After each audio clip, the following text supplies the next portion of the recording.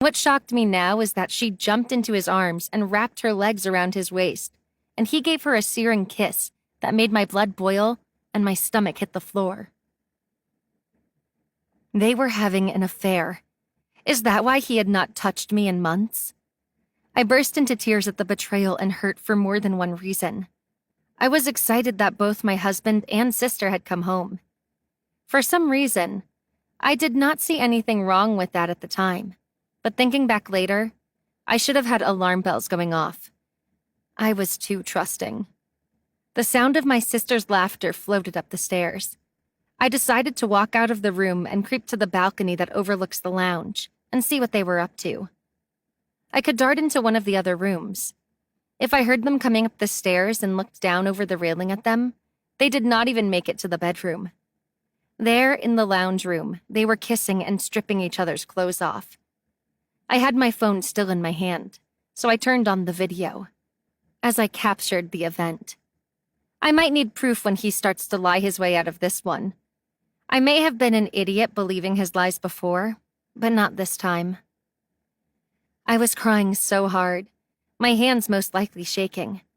The shock that it was my sister all along, and the way they had been acting.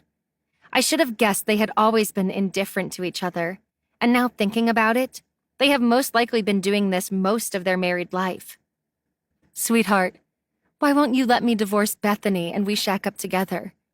I told you before that it was always you that I wanted, not her, and you pushed me on to her. I need you. He moaned at her as he continued to pepper kisses up her neck. I seethed at the mention of never wanting me. The whole marriage was a sham. I felt so used. I have told you before, she is loaded, and I've spent all my inheritance. I need you here. You don't spend your wages on anyone but me, and she pays for everything else. You have no bills to worry about, and you get to buy me pretty things on her credit card. So it's a win-win as far as I'm concerned. Why, I get to have you and her money? Why change a good thing when you have it? That is harsh. You only want me for my money? He sounded like he was joking, and they laughed over it. Of course, she replied, climbing away from him, and started to get dressed, making a show of it as she did.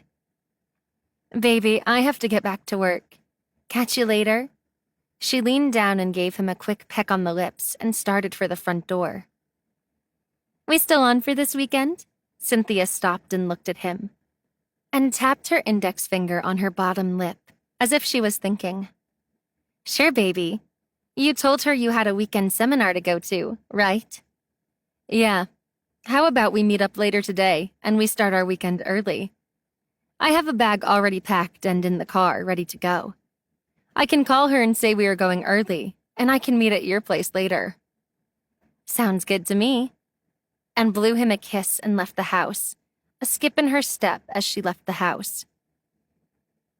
Brett got dressed too, tidied up the lounge room, sprayed some air freshener, and now I know why sometimes I come home to the smell of that air freshener. It is not one I had bought and did not particularly like the smell.